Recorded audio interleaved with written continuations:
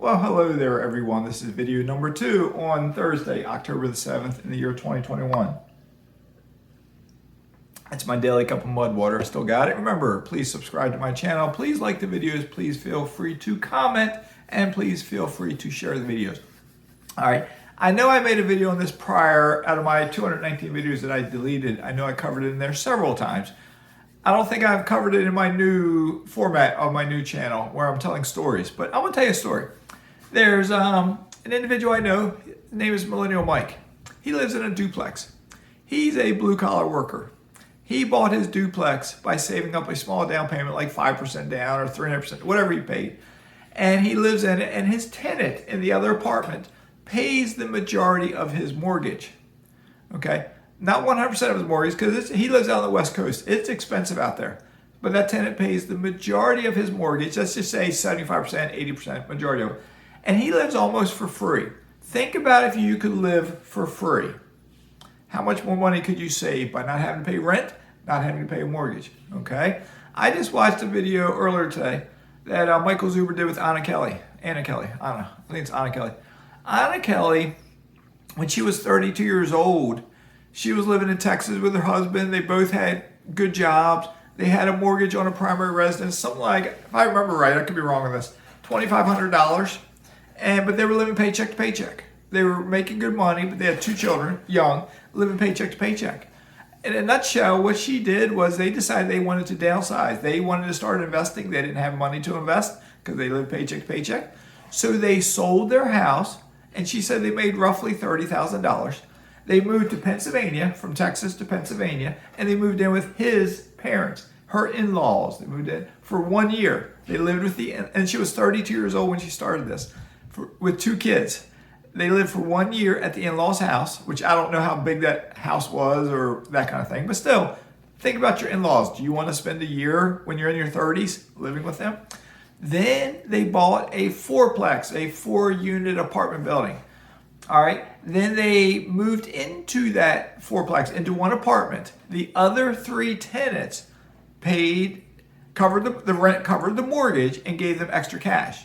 Okay, it more than covered the mortgage. They had extra cash. All right. They lived there for 3 years in that fourplex. 3 years, not 1 year, not 2 years, 3 years. And it was like a small apartment, like a 2-bedroom, something like that, with 2 kids. All right. Then they rented an apartment for 4 years. They rented because they could now rent the apartment they were living in the quadplex, and they rented for 4 years. It was 7 years altogether that they either lived with in-laws, lived in their fourplex, or they rented an apartment. When they started this, they had a net worth of about nothing, I believe. She didn't say that, but I think that's what it was, about nothing. Maybe $30,000. When she sold her house, she had 30 grand. She said by the time they bought their next house, which was at the end of this, and it was 7 years, so they went from age 32 to approximately age 39 for her. I don't know the age of her husband. She didn't mention that. But she said when she bought the house, her net worth was approximately $3 million. Are you with me? I hesitated there. Are you with me? Because if she had stayed in her home in Texas, she said they'd only been there a little bit of time. That's why their equity was only 30 grand when they sold it, that they pulled out of it. But if she had stayed there, what would her equity in that house be? $100,000? $200,000? But now, in 7 years, but now she's worth $3 million. What did she have to do? She had to sacrifice. Okay? So Dion talks. Dion, I think, is subscribed to my channel. I doubt he watches all my videos. I believe he was the one that came up with a new term. He said it in a video. He does not like the term house hack. Personally, I like the term house hack. I plan to keep using house hack. I like travel hacking. I like credit card hacking. Dion does not like the hacking word. He said his brain doesn't, like credit card hacking, he doesn't like it. I got videos on credit card hacking. I travel for free. I've made thousands of dollars from credit cards. Credit card hacking, travel hacking, etc. House hacking. But Dion doesn't like that. So he coined a new term, something like shortcut to wealth. Shortcut to wealth. He told it to Michael Zuber. Michael Zuber is running with this, and I've heard Michael Zuber say he had this idea about shortcut to wealth or something like that. And it's like, I don't think he did. I think it was Dion. But Michael Zuber has a tendency to take credit for a lot of stuff. but I'm pretty sure it was Dion. So, but it's a good idea because Michael Zuber now ran with that, and he says he's challenging all his followers, no matter what your age is. If you live in a house, look at the value of your house, look at what your mortgage is. What if you sell your house and find a quadplex, a 4-unit building in your area, move into it, put 5% down, or 3.5% down, whatever kind of loan you get, 5% down, which shouldn't be a whole lot of money, depends on the price of it. Move into it. You got a chunk of money left over because in theory, if you're say in your 30s or 40s, you might have $100,000 in equity in your house, maybe. So you might have a little chunk of equity left over, but now you're living for free. Your tenants are paying your mortgage for you and maybe giving you a little extra cash, okay? And you're living for free. If you don't have a mortgage payment any longer, that means if your mortgage was $2,000, if you save that for a year, that's $24,000. Right? And if you already had a chunk of money, if you had any cash left over from selling your primary residence before, you could start buying rental property. You already got the fourplex that you're living in, but you could buy more rental property. I have a buddy of mine up in the Shenandoah Valley, and I've told him about this going back probably 3 years ago. He has a very nice house on a very nice piece of land. And I've told him many, many times, money's tight for him. And he'll watch this. Money's tight for him. He kind of lives paycheck to paycheck. He's getting a little better, I think, because he has 3 rental properties now, and the tenants are finally starting to pay the rent and everything. So I think it's getting a little better.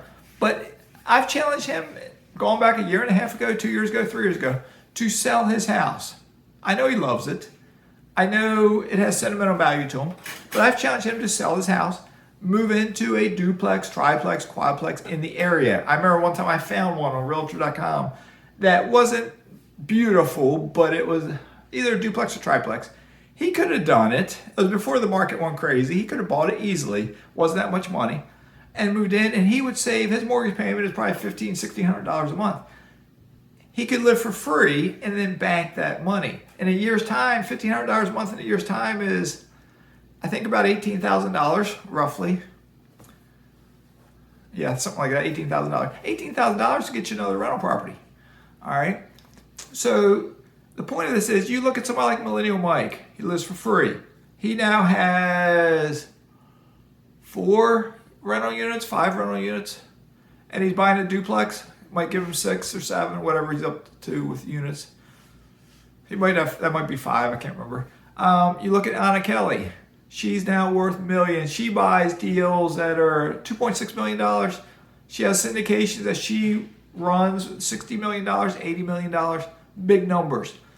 And during her 30s, her decade of her 30s, they lived with in-laws, lived in a fourplex, rented an apartment. And now she's younger than I am, I know. I don't know her age, but she looks to be in her, maybe her 40s, late 40s maybe, I don't know. She's worth millions, much more than $3 million. She's worth millions. All right. I have a real estate agent cousin of mine who found a 5-unit building the other day, just yesterday. And I looked at it and I ran the numbers on it and I was like, wow, if I bought this, it would positive cash flow. But I was like, if I buy it as an investment property, 20% down, it was going to cost me about $100,000. And I was like, my pockets aren't that deep all the time. And if I did that, it would get my cash reserves down way, way, way too low. So I had to pass on it. So I put it out to my mastermind group. And one person on there expressed interest in buying it, but then I saw it sold real quick. Right now it's pending with contingencies. But I was thinking about that too. I looked at the numbers like, man, this house that I live in, my mortgage is like $3,100. I can pay my mortgage, but it's $3,100. If I could buy something like that 5-plex, I couldn't put just 5% down because it's a commercial unit. It's 5, not 4 or less. 4 or less, you get a residential bank mortgage. 5 or more, it's commercial. But I could go with the non-QM lender, put 25% down, and I could live in 1 unit, sell this, and by selling this house, I might make $200,000 by selling this house. And then I could use that as my down payment and have cash left over. And I could live there for free, not have to pay $3,100, and have a chunk of money to keep investing. All right. I actually have considered this. I'm not going to do it. But if a guy living in a house that's worth $750,000 with a swimming pool on the water has seriously considered doing this, why can't you, if you're not living in something like this, consider it? And as I told the missus today, I'm fairly sure I can keep paying this mortgage, and I'm fairly sure I can proceed on the path to becoming wealthy. I got other irons in the fire, more things happening that our income should pick up. But I knew if we moved out, we'd have $3,100 that we could add to our savings. So it gave me a serious pause. I didn't stop. I paused. I was like, should I do this? But if I'm considering that, if you're my buddy in the Shenandoah Valley, I've been to your house. It's nice. But I also know you don't want to stay in your line of work that you're in. You're a cop. You don't want to keep doing it. Sell it. Suck it up. Move into a duplex, triplex, quadplex in the area up there. Sacrifice for just a couple years. You're roughly Anna Kelly's age when she started. You might be a little bit older now, but you started. You already got 3 rentals. You could speed up to get 10, 15, 20, and maybe you could retire in less than 10 years and move down here into a house like I have now. If you're anyone else who's watching my videos, if you're the guy who commented who's up, I think, in New York, could you do the same thing? I don't know where all of you are living in this country or what your level of investments are, but if you're not financially independent and you're paying a mortgage, or even if you have a paid off house, can you sell your primary residence, make money off of it, because as long as you live there for 2 years out of the last 5, you pay no capital gains tax on it, get a small down payment, like a first-time home, not first-time home buyer's loan, but one of those loans like 5% down to buy a triplex, a quadplex, a duplex, live there for free where the tenant now pays your mortgage. So you're saving your mortgage money, whatever that mortgage is, say $2,000, you're saving it. And you also got the chunk of money that you have in equity in your house. Can you do that? And if you're 20 years old and you're looking to buy your first house, stop. Don't buy your first house. Buy a duplex, triplex, or quadplex. Sacrifice. Sacrifice now. I've said this before, I know. Sacrifice now to be wealthy later. Don't get on the hamster wheel. Don't get stuck where you got to work until you're 65 and then be kind of lower middle class from then on. You see what I'm saying? All right, it's not hard. It's not complicated. But if you are any age younger than me, think about, I call it house hacking. Think about house hacking. If Millennial Mike can do it, if Anna Kelly can do it, if the other folks, there's people in bigger pockets who have done it. There's other people who have done it. My tenant in my triplex is buying my building. He's going to do it. He's in his 20s. If all these people can do it, so can you. So can you. Okay? All right, Mazske signing out. Keep smiling, and I will talk to you later.